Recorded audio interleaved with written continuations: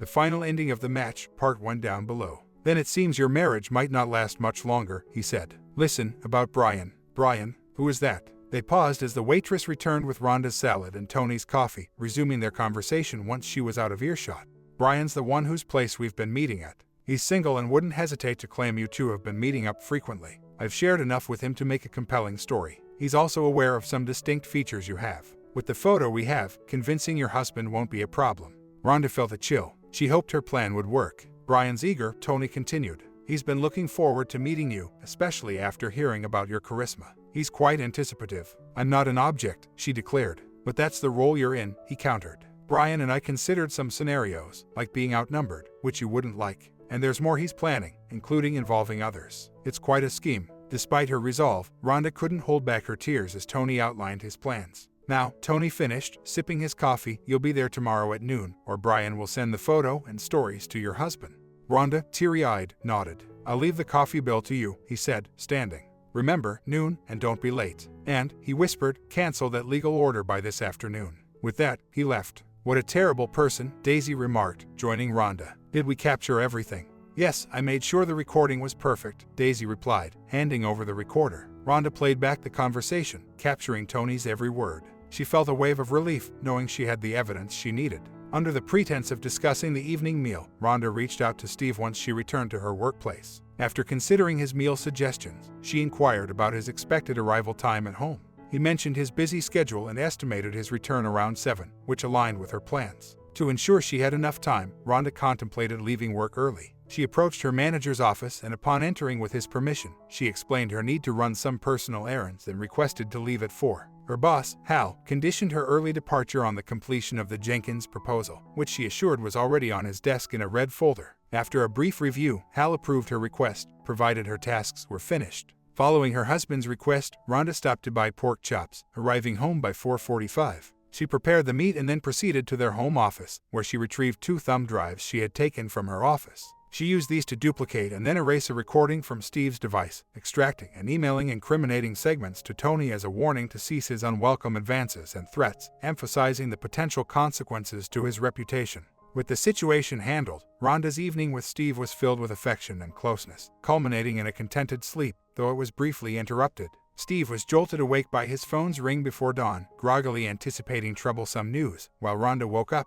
puzzled by the disturbance. I'm not sure, he replied. Hello. Rhonda sat up, intently observing his face as Steve listened to the caller. His expression revealed it was troubling news. I need to be there in 20 minutes, he eventually stated. Not the studio again. Yes, it was the police. Another incident, this time it resulted in damage. I'm coming with you, she declared, discarding the blanket. Arriving at the scene, they both noticed the scent of smoke. Different officer, but the inquiry was the same, with Steve and Rhonda unable to name any suspects. Once cleared by the fire department, Steve led a group of officers and firefighters to evaluate the interior destruction. Fortunately, the damage was limited to the building's rear, sparing the studio and its valuable equipment. The explosion had dislodged the back door, scattering debris across the room, damaging the office computer, the coffee machine, and other items. A filing cabinet had been toppled, its contents partially ruined by water. It could have been much worse, Steve observed, surveying the aftermath. Mr. Hodges, you mentioned a previous attempt and plan to install exterior surveillance cameras. Did you manage that? Inquired the lead officer. Yes, I did, but they were connected to this computer, he pointed to the damaged equipment. The cameras contain many SD cards. We would like to examine those in our lab, the officer suggested. Of course, Steve consented, offering to retrieve them immediately. By the time Steve and Rhonda returned home, it was nearing 7 in the morning. After a quick shower and a coffee, Steve hurried out to contact the insurance and start the cleanup, hoping to beat his colleague Michelle to the scene to spare her the shock. Despite the situation, Michelle insisted on staying to help. Steve documented the office's condition before he and Michelle began the tidying process, while Rhonda, back at home, prepared for work with a heavy heart, knowing she couldn't afford any more absences. Daisy sensed something was amiss the moment Rhonda approached her desk. You seem exhausted, she remarked to her friend. Yeah, I hardly slept at all last night. Daisy, misinterpreting her friend's state, replied with a knowing smile. Oh, I see. Realizing the confusion, Rhonda quickly clarified. No, it's not what you think. She paused, scanning their surroundings before suggesting, let's go to the restroom. Once they were sure of their privacy, Rhonda's emotions spilled over. Daisy, there was another attack at Steve's studio last night, she said, her eyes filling with tears. That's terrible. Do you think Tony is behind it? I'm at a loss, Daisy. It's hard to imagine he'd risk so much. Perhaps his marriage means less to him than I believed. I just wish I knew for certain it was him," she sobbed. "Rhonda, who else could it be? The timing is too coincidental, especially after you confronted him with the evidence. He's probably trying to intimidate you to show he might target Steve next. You need to tell Steve to alert him," Daisy urged. "Daisy, I can't," Rhonda wept. "I'll surely lose him. Maybe he'll understand, I can't say for sure. But if you don't tell him and something happens, you'll never forgive yourself," Daisy reasoned. "I realize that," Rhonda agreed tearfully. "You're right, Daisy, but what should I do?" Daisy hugged her tearful friend. "You need to be honest, hon. No more hiding the truth." Despite agreeing with Daisy, Rhonda found it hard to accept. She spent the rest of her day in a daze, barely managing her routine tasks. Her drive home was equally distracted, nearly causing a traffic mishap at the end of her street, which she only noticed after hearing another car's horn. Entering her quiet, empty house felt like a preview of her potentially solitary future. Lost in thought, she mechanically prepared to heat a casserole for dinner, but her reflection was interrupted by the arrival of her husband.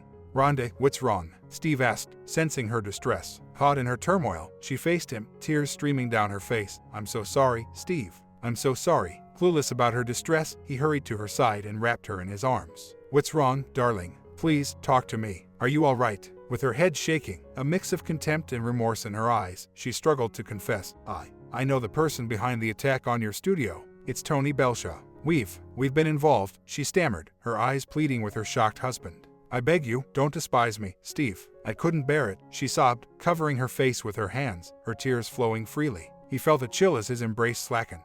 You've been involved with someone else," he managed to say, disbelief etched on his face. She nodded silently, face still hidden. Steve moved away, sinking into a chair across the table. "And you believe he's responsible for the studio incident?" he asked, trying to piece things together. She looked up, her face wet with tears. "I've attempted to end it with him, but he refuses to accept it. I've even resorted to threats, but he's relentless. I believe the attack was a warning to me, indicating he'd target you next if I didn't comply. I'm so sorry, Steve. It was never my intention to hurt you. I wanted to protect you from this truth, but I had to alert you. The risk of you getting hurt was too high." Reflecting on her earlier bruises, Steve inquired, "Did he cause your injuries?" Her eyes widened with acknowledgement. "Yes," she confessed, "he became violent when I tried to end things." "How did you know?" Steve replied, "Your explanation about the bathroom door accident seemed off. I didn't probe further because I trusted you." A heavy silence fell between them as they pondered the ramifications of her admission. Breaking the quiet, Steve spoke without emotion. "They apprehended the culprit today." Her shock was palpable. "They caught Tony," she gasped. "No, they arrested Steve McIlroy, Michelle's partner. He was envious of the time she spent working and disliked her being alone with me. He wanted to intimidate her into resigning. We caught him on the security cameras I installed. I planned to share this news when I came home but was sidetracked by your tears." Realization dawned on Rhonda. She had just made a monumental error. The first was yielding to Tony's pursuit, and now, her needless confession. She was overwhelmed by regret, her tears renewed, but this time, Steve didn't offer solace. He stood, exited, and drove away, leaving her to face the gravity of her actions alone. He found solace only in the studio, despite its boarded-up back door and window, and the lingering burnt smell. It was his refuge. Instinctively, he brewed coffee and settled into his office chair, which Michelle had diligently cleaned to eliminate the odor. His mind needed distraction. He wasn't prepared to confront Rhonda's betrayal. With coffee in hand, he entered the processing room, but soon found himself fixated on a single photo, unable to focus. Eventually, he retreated to the dressing room, collapsing on the couch, a foot touching the ground, arms shielding his eyes from the streetlight's glare, lost in thoughts of forgiveness and separation. The situation drained him. Rhonda harbored no delusions about their marriage survival. Understanding her husband's nature, fair yet unable to trust after betrayal, she resigned to her fate and wept herself to sleep. The next day, the once blissful couple awoke to a reality of isolation. Michelle, arriving at the studio, immediately sensed the shift. Steve, maintaining professionalism, reassured her it was unrelated to her or her partner, yet remained tight-lipped about the details. Rhonda, seeking solace, confided in Daisy, who felt somewhat accountable, having encouraged Rhonda's honesty. "Don't blame yourself," Rhonda consoled her, accepting the inevitability of her actions' consequences and her sole responsibility for them. Despite her turmoil, Rhonda managed through another day and returned home, tense at the sight of Steve's car. Anticipating a scene of departure preparations, she instead found him contemplatively seated, beer in hand. With apprehension coursing through her, she joined him. "We need to talk," he initiated as she prepared coffee, her emotions surfacing. "Yes, we do," she acknowledged, bracing for the impending discussion.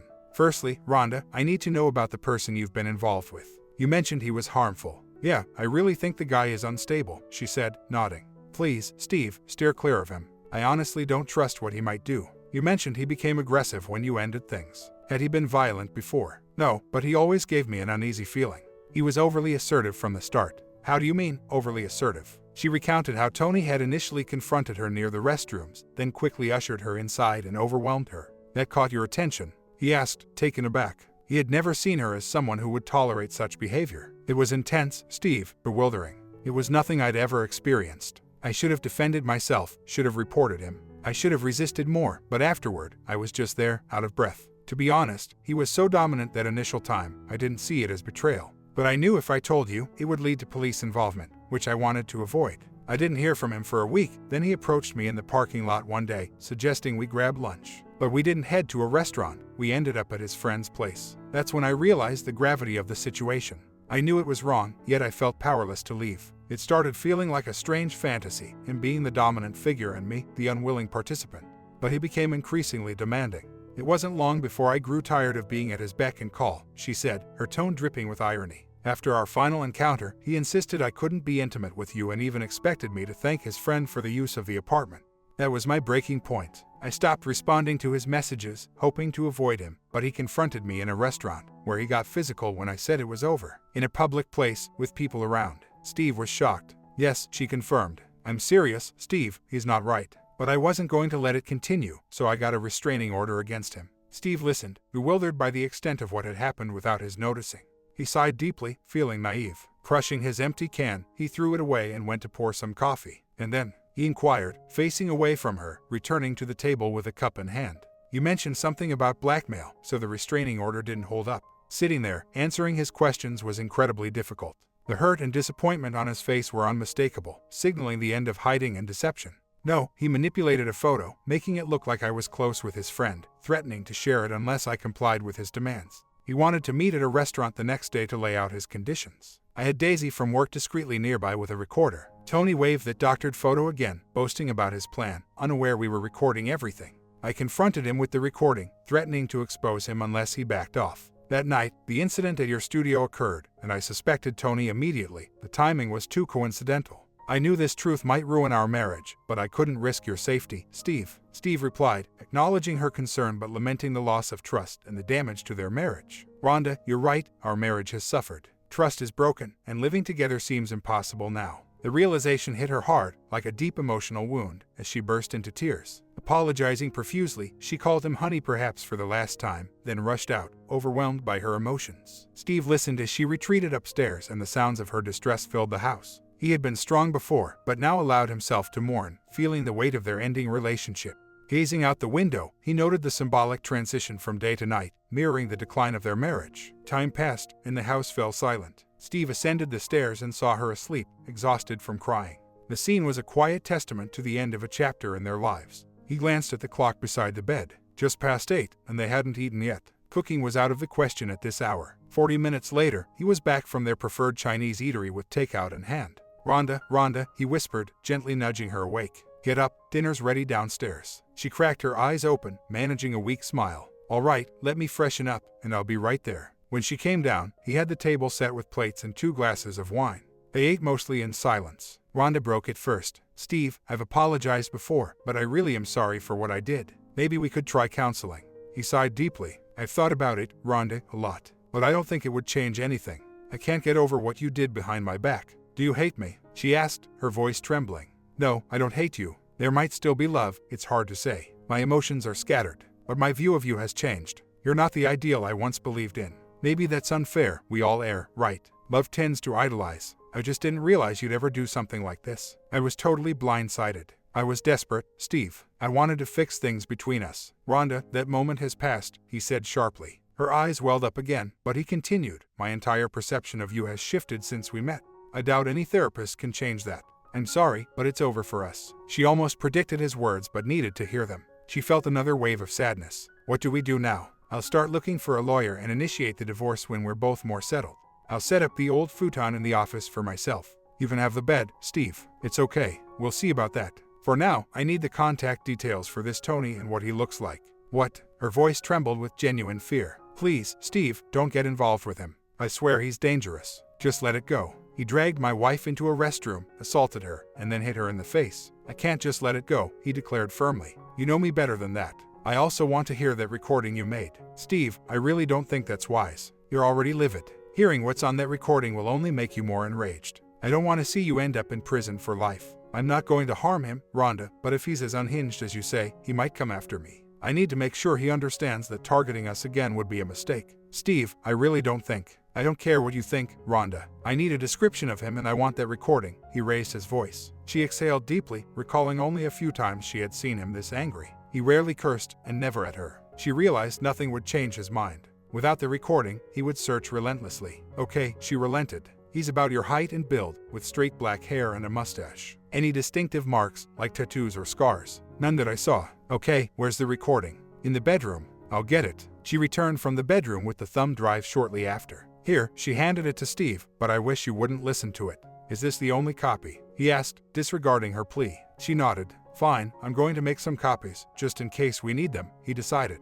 He left her in the living room, entering their home office and closing the door. He put on his headphones and inserted the thumb drive into the computer. Regretting not heeding Rhonda's advice, he was filled with dread by the end of the recording. His heart raced, his palms sweated, and he felt overwhelmed with fury. The following day at work, Michelle noticed Steve seemed distracted. Anxiety gripped her, given her boyfriend's involvement in recent crimes, and she worried Steve might dismiss her. When she inquired about his well-being, he vaguely mentioned a personal issue. Unsatisfied and concerned, she asked directly, Steve, are you thinking of firing me? What? No, definitely not. Why would you think that? She used to date Steve, she explained. That doesn't make you guilty of his actions. Michelle, you're indispensable here. Don't worry, your position is secure, he reassured her. While speaking, he pondered if her youth meant she had more internet savvy. Michelle, is it possible to find someone's address with just their name and phone number?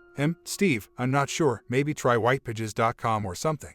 I did, but it didn't work. Then perhaps reaching out to a private investigator or police might be the next step, she proposed. He was unfamiliar with private investigators and uncertain about their reliability. The only police officer he could recall was Sergeant Jurgens, whom he met during an emergency at his studio and found to be approachable. After thanking Michelle, he searched for the police station's contact details. 16th Division, the voice announced. Hi, can I find out when Sergeant Jurgens is available? I need to speak with him. Is it related to a case? The voice inquired. Well, it's about a previous incident. Just a moment. Sergeant Jurgens, the voice returned shortly after. Steve was taken aback, not expecting the sergeant to be on duty. Sergeant, it's Steve Hodges. You might recall the fire incident at my studio. Yes, Steve, I remember. How can I assist you? I hope I'm not overstepping, but I need a favor and didn't know who else to ask. If you're thinking of a confrontation with McIlroy, I can't facilitate that, Jurgens remarked. No, it's not that, though the thought crossed my mind, Steve admitted. We often hear that from victims after an arrest.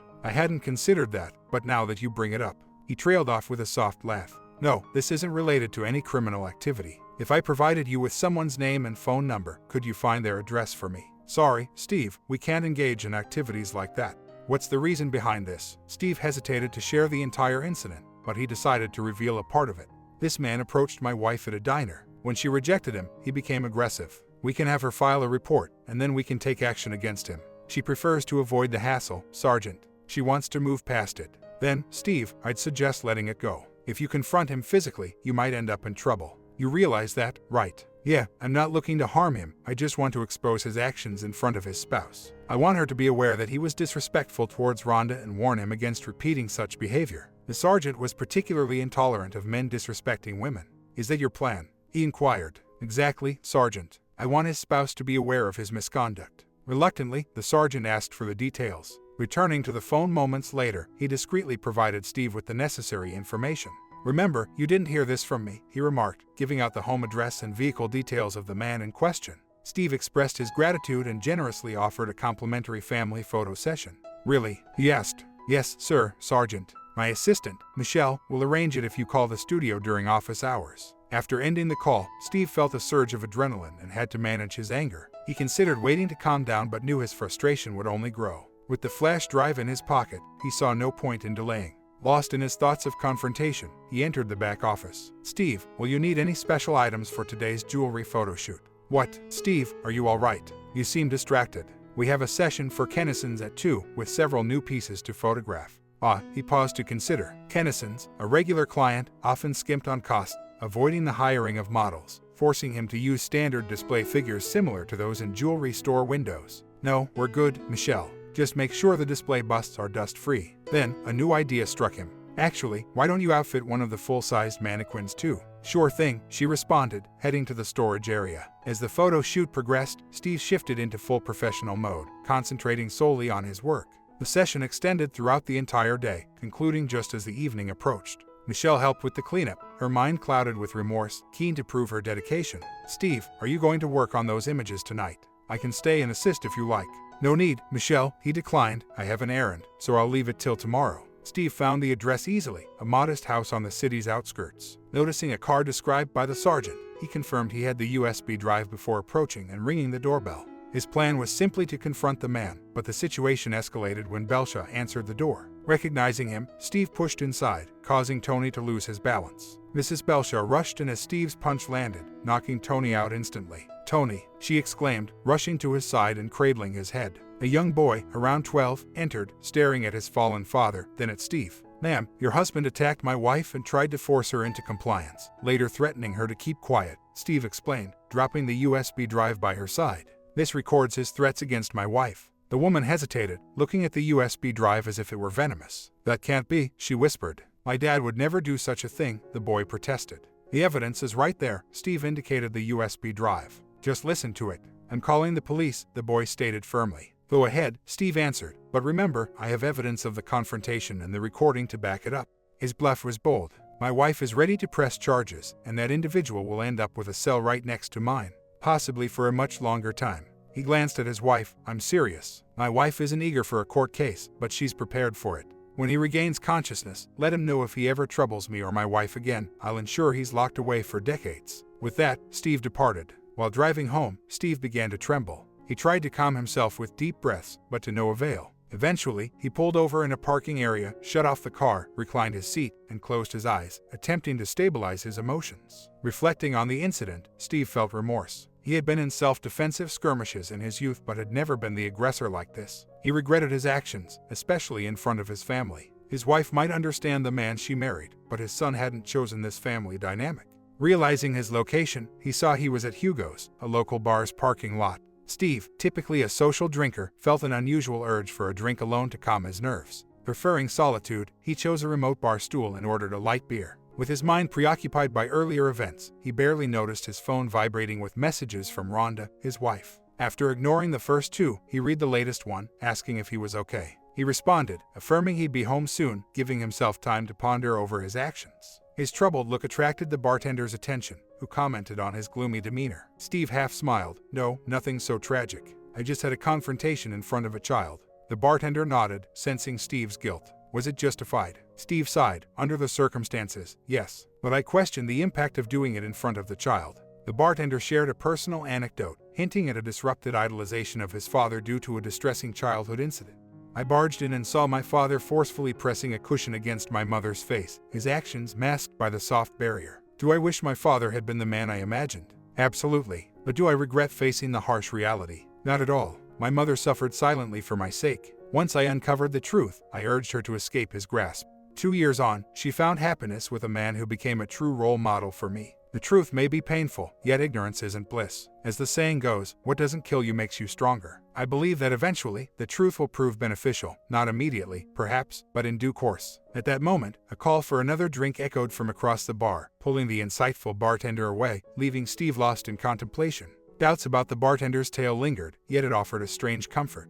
He finished his drink, left a note on the counter, and exited with a grateful nod. Upon entering his home, Rhonda was there, absorbed in the television. Where have you been? She inquired anxiously. I called your office early in the evening, and you had already left. Tell me you didn't confront Tony. Why the worry about Tony? I thought he was out of favor with you. It's not him I'm worried about, it's you. There's no need to worry about me. I'm capable of handling my affairs, he retorted. Rhonda exhaled, sensing the conversation was going nowhere. Have you had anything to eat? No, I saved some dinner for you. Let me heat it up, she offered, moving to the kitchen. Noticing the bruising on his hand as he sat down, she expressed her concern. I had a feeling, while tenderly holding his hand, seeking his gaze. Should we expect a visit from the police soon? I can't be sure, he admitted. Their relationship grew distant and formal in the days that followed, with the looming threat of legal trouble overshadowing their interactions. Yet, no news came until Friday night when Rhonda's phone unexpectedly rang. With Steve beside her, she hesitated. I don't know this number. I should probably ignore it. No, answer it.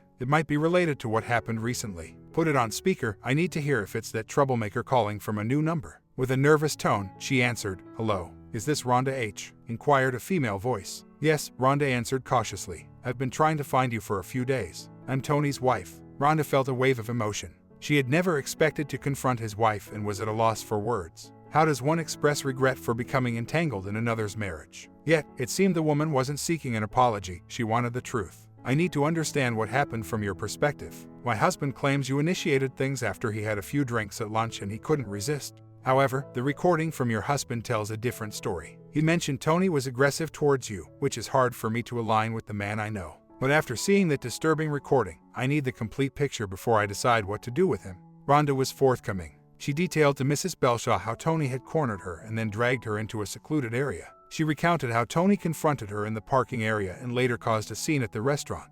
After she outlined the incident involving a manipulated photograph and its subjects, there was no doubt left in Mrs. Belshaw's mind about the truth. "That man in the photograph, does he live on Southport?" "Yes," Tony mentioned his name was Brian. "He even has the keys to Brian's place." "That helps," Mrs. Belshaw said, "because once I change the locks, that's probably where he'll end up. If you're interested in him, be my guest," she concluded before ending the call abruptly. Tears of embarrassment and regret filled Rhonda's eyes as Steve silently observed the entire exchange. "Seems like my presence here wasn't pointless," he noted. She didn't talk about involving the authorities, either. "You got fortunate," Rhonda replied. "I don't feel fortunate," Steve said somberly. "That's not what I meant. Let me know if he tries to reach out to you again," Steve insisted, and Rhonda nodded. "Over the next few days, think about what you want from the separation. We can discuss it on Sunday. If your requests are fair, I'll consult with a lawyer next week to start the proceedings. You should probably hire an attorney too, to look out for your interests." "Steve, I know I made a huge mistake, but is there any affection left for me?" "Rhonda, my feelings for you were immediate and profound. You were everything I admired, beautiful, engaging, humorous, and incredibly sincere. Everyone, including my parents and friends, absolutely adored you when we first met. I was over the moon when you agreed to be with me. I realized that the first incident was not entirely your fault, and had it ended there, I would have overlooked it. However, it continued, and you repeatedly made choices that you knew were wrong. Despite your regrets, these actions have had lasting effects, and they've changed me fundamentally. The trust and love I once had for you have been deeply wounded. Although a part of me will always have feelings for you, given our history, I can't overlook the pain you've caused. Our paths diverging is the healthiest choice for both of us, as we're still young enough to start anew with others." That night, filled with sorrow, we retreated to our separate rooms. The following Sunday, we calmly discussed the logistics of our separation. Without children or claims on each other's assets, we decided to sell the house and equally divide the proceeds. She kept her personal belongings and some mementos of our better times, especially the wedding album, which held great sentimental value to her. Rhonda opted not to hire a lawyer, trusting me to handle the divorce proceedings fairly, which concluded smoothly and amicably. Post-divorce, we both immersed ourselves in work, trying to fill the void left by our separation. While I took my time returning to dating, Rhonda sought companionship sooner, hoping to make amends for past mistakes by finding and cherishing a new partner. Yet, she faced heartbreak again when her subsequent marriage ended due to infidelity, echoing the pain she had once caused. Later, a poignant message in a novelty shop caught her eye, a reminder of the importance of learning from past mistakes. This message stayed with her, symbolized by a hand-embroidered wall hanging in her room. Years passed, and after her second marriage ended, Rhonda was close to giving up on love until she met Blaine. He wasn't as striking as her first love, but his kindness and the initial spark they shared hinted at a new beginning. As their relationship deepened, she desired transparency and shared the poignant tale of her past marriage's end. After her recount, his only inquiry was about the lessons she learned. Her affirmation of growth led to their joyful union 8 months later. Steve felt incredibly fortunate with Ashley, his second wife, who surpassed all his expectations, especially her unwavering devotion, ensuring him of her fidelity. Their marriage blossomed, welcoming a son, Adam, and later a daughter, Brittany, fulfilling Steve's dream of a loving, respectful family. "Are you prepared, Dad?" Steve, emotional, responded, "I'm as ready as a dad can be at his daughter's wedding, sweetheart." "I'm not so little anymore, Dad," the radiant bride laughed. "You'll always be my little girl to me," he replied. As the wedding march played, Steve proudly walked his daughter down the aisle, feeling immensely blessed and gazing at his family, including his beaming wife, Ashley. That year marked their 25th anniversary of blissful marriage, surrounded by their growing family, including their grandchildren. "Who presents this woman in marriage?" With pride, Steve declared, "I do." And so, life continued. My comment: there was no saving this marriage to anyone. Counseling doesn't make you someone that can be counted on to have your partner's back instead of cheating behind your back.